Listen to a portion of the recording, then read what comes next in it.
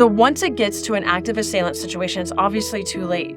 The reality of the aftermath of one of these incidents is that when those who knew the assailant are interviewed, more often than not, they speak of warning signs that were displayed.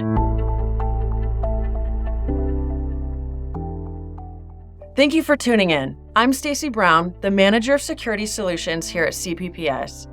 So often we hear, what does intimate partner violence have to do with workplace violence? Well, the short answer is a lot. There's a profound connection between the two, and that's what I want to take a quick moment to discuss.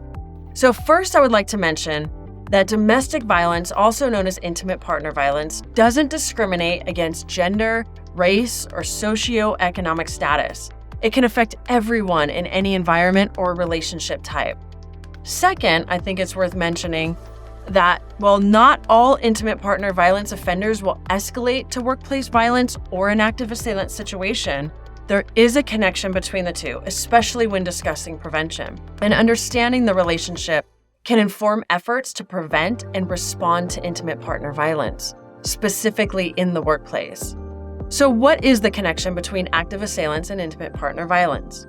Well, for starters, in a recent study conducted where 749 mass shootings were analyzed, almost 60% were either direct domestic violence attacks or the assailant had a history of intimate partner violence. So once it gets to an active assailant situation, it's obviously too late. The reality of the aftermath of one of these incidents is that when those who knew the assailant are interviewed, more often than not, they speak of warning signs that were displayed. These warning signs are recognizable to a trained individual equipped to identify and report these behaviors of concern. So what do we do about it? Well, the answer is in preparedness. As an organization, the focus should be on prevention. This should be seen as good news. This means that there are things we can do as organizations and individuals to prevent behaviors of concern from escalating into serious events. Organizations have a legal and ethical obligation to provide a safe and secure work environment. This is known as duty of care. This includes taking reasonable steps to prevent and mitigate foreseeable risks, including those posed by active assailants. Now, this begins with implementing a comprehensive workplace violence program, specifically the Active Assailant Protocol. This is a detailed outline of plans and procedures that guide response for the organization, departments, and individuals. It includes immediate, short, and long-term strategies to protect the safety and well-being of employees, visitors, and stakeholders during a crisis.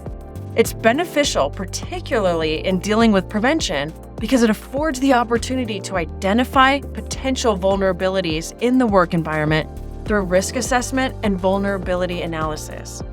It also establishes a designated emergency response team and a clear and effective communication plan. Now, once you understand the primary purpose and components within, it's actually relatively straightforward to put together. So once the Active Assailant Protocol is in place, train your crisis management team to the procedures outlined. This could be through tabletop exercises or actual drills that include local emergency responders. The value in doing this is that it allows the protocol to be tested and other vulnerabilities to be addressed. It also allows seamless response should an incident occur. But the ultimate value lies within your employees. It is clear evidence to them that safety and security are of top priority to your organization. Lastly, train employees on the individual response procedures so they feel confident and secure while conducting their day-to-day business. Workplace violence prevention and active assailant training is the critical link in prevention. Once every member of the organization is trained to know the warning signs to look for by identifying behaviors of concern, including recognizing signs in those experiencing intimate partner violence or in those that offend, this crucial piece allows for intervention to take place, preventing or at least mitigating the risk to the organization. The most dangerous period for someone going through this is in the period after they decide to leave. This is what's known as the danger zone. So once the victim has moved away from the abuser, this becomes a very unsafe place to be in. And the likelihood that the offender will stalk the victim in the workplace in some fashion is pretty high. I mean, think about it. It's the only place where the perpetrator knows where to find them. So suddenly, all of that anger, all of that obsessive behavior is now focused around one place, and that's the workplace, where they're sure to be able to locate them. In fact, in most domestic violence homicides, the victim had already terminated the relationship. This is why it's so important if you find yourself or someone you work with in one of these situations, inform your leadership and report it, and let them know what's going on, especially if the courts have become involved. Now, in light of October being Domestic Violence Awareness Month, if this is something that you are struggling with, use your organization as a resource to help you navigate this tough situation.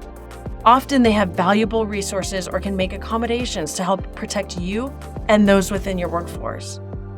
If you have obtained a restraining order, turn it into the appropriate person or department and ensure it lists your work address as one of the locations identified. An additional resource is the National Domestic Violence Hotline. Now, this is available 24 hours a day, 7 days a week by calling 1-800-799-SAFE or by texting START to 88788. Now, if you're in a leadership position, the one thing you can do to mitigate the risk is to address intimate partner violence within your workplace violence policy.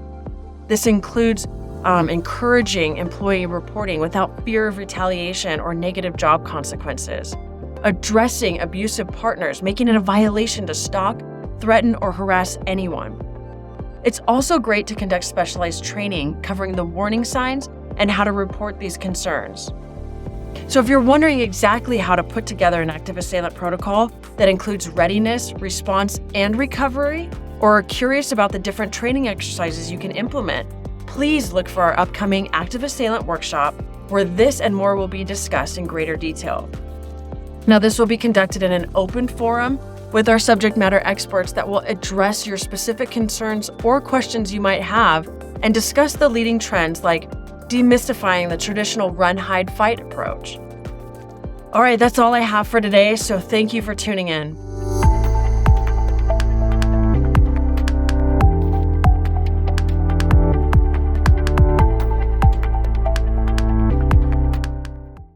Stay classy, San Diego.